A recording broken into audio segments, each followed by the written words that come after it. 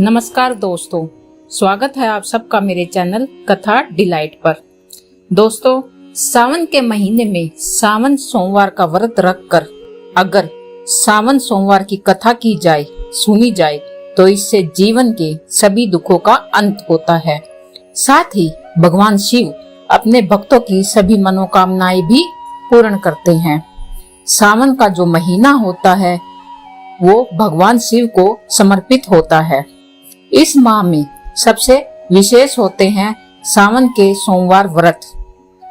ऐसा माना जाता है कि अगर जीवन में कोई समस्या आ रही है या आर्थिक स्थिति खराब है या करियर में सफलता नहीं मिल रही है तो सावन सोमवार के व्रत करके और व्रत की कथा को पढ़कर जीवन के सभी कष्टों को दूर किया जा सकता है।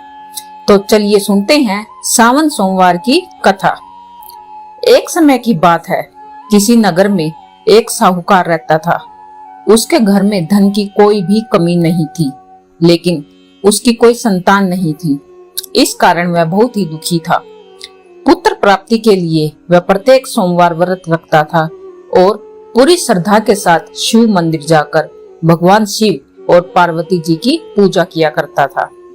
उसकी भक्ति को देखकर एक दिन माँ पार्वती बेहद प्रसन्न हो गई और भगवान शिव से उस साहूकार की मनोकामना पूर्ण करने का आग्रह किया।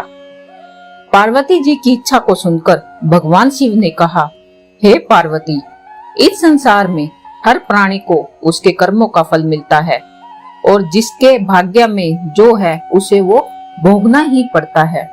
लेकिन पार्वती जी ने साहूकार की भक्ति का मान रखने के लिए उसकी मनोकामना पूर्ण करने की इच्छा जताई। तो माता पार्वती के आग्रह पर शिव जी ने साहूकार को पुत्र प्राप्ति का वरदान तो दिया, लेकिन साथ ही यह भी कहा कि उसके बालक की आयु केवल 12 वर्ष होगी। माता पार्वती और भगवान शिव की बातचीत को साहूकार सुन रहा था। उसे ना तो इस बात की खुशी थी और ना ही दुख था। वह पहले की भांति शिव जी की पूजा करता था। कुछ समय के बाद साहूकार के घर एक पुत्र का जन्म हुआ। जब वह बालक 11 वर्ष का हुआ तो उसे पढ़ने के लिए काशी भेज दिया गया। साहूकार ने पुत्र के मामा को बुलाकर उससे बहुत सारा धन दिया और कहा कि तुम इस बालक को काशी विद्या प्राप्ति के लिए ले जाओ और मार्ग में यज्ञ जरूर करवाना। जहाँ भी यज्ञ कराओ वहाँ ब्राह्मणों को भोजन कराते और दक्षिणा देते हुए जाना। दोनों मामा भांजे इसी तरह यज्ञ कराते और ब्राह्मणों को दान दक्षिणा देते काशी की ओर चल पड़े। रात में एक नगर पड़ा जहाँ नगर के राजा की कन्या का विवाह था, लेकिन जिस राजकुमार से उसका विवाह होना था वह एक आंख से काना था। राजकुमार के पिता ने अपने पुत्र के काना होने की बात छुपाने के लिए एक चाल सोची। साहूकार के पुत्र को देखकर उसके मन में एक विचार आया।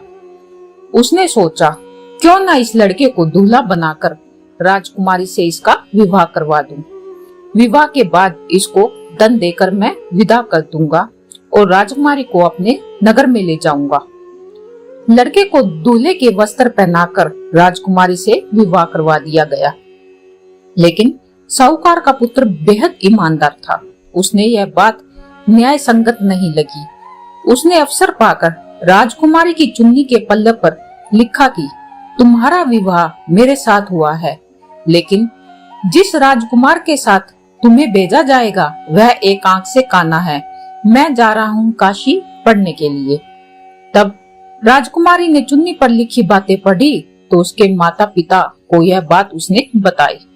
राजा ने अपनी पुत्री को विदा नहीं किया, जिससे बारात वापस चली गई। दूसरी ओर साहूकार का लड़का और उसका मामा काशी पहुँचे। वहां जाकर उन्होंने यज्ञ किया। जिस दिन लड़के की आयु 12 साल की हुई उसी दिन यज्ञ रखा गया। लड़के के अपने मामा से कहा कि मेरी थोड़ी तबीयत ठीक नहीं है। मामा ने कहा कि तुम अंदर जाकर सो जाओ। शिवजी के वरदान के अनुसार कुछ ही देर में उस बालक के प्राण निकल गए। मृत भांजे को देखकर उसके मामा ने विलाप शुरू कर दिया। सुयोगवंश उसी समय शिवजी और माता पार्वती उधर से जा रहे थे। पार्वती ने भगवान से कहा, स्वामी, मुझे इसके रोने के स्वर सहन नहीं हो रहे हैं।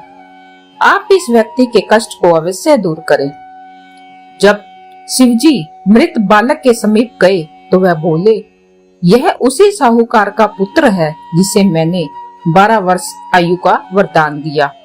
तब इसकी आयु पूरी हो चुकी है, लेकिन मातृ भाव से विभोर माता पार्वती ने कहा, हे महादेव, आप इस बालक को और आयु देने की कृपा करें, अन्यथा इसके वियोग में इसके माता पिता भी तड़प तड़प कर मर जाएंगे। माता पार्वती के आग्रह पर भगवान शिव ने उस लड़के को जीवित होने का वरदान दे दिया। शिवजी की कृपा से वह लड़का जीवित हो गया। शिक्षा समाप्त करके लड़का मामा के साथ अपने नगर की ओर चल दिया। दोनों चलते हुए उसी नगर में पहुंचे जहां उसका विवाह हुआ था। उस नगर में भी उन्होंने यज्ञ का आयोजन किया। उस लड़के के ससुर ने उसे पहचान लिया और महल में ले जाकर उसकी खातिरदारी की और अपनी पुत्री को विदा किया।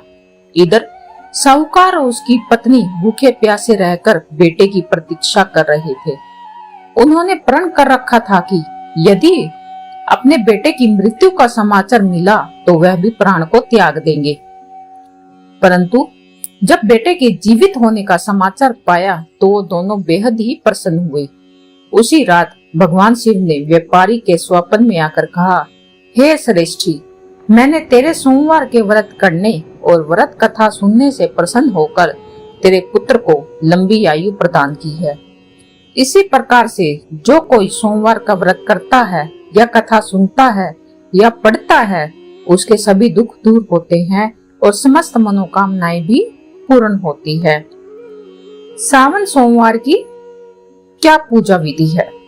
सावन के सोमवार स्नान आदि के बाद शिव जी के मंदिर जाएं।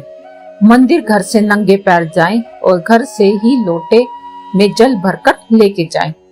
मंदिर जाकर शिव पर जल अर्पित करें। भगवान को साक्षात करें। वहीं पर खड़े होकर शिव मंत्र का 108 बार जाप करें। दिन में केवल फलहार करें। सायंकाल भगवान के मंत्रों का फिर से जाप करें तथा उनकी आरती करें। अगले दिन पहले अन्न वस्त्र का दान करें, तब जाकर व्रत का पारायण करें। धन्यवाद दोस्त।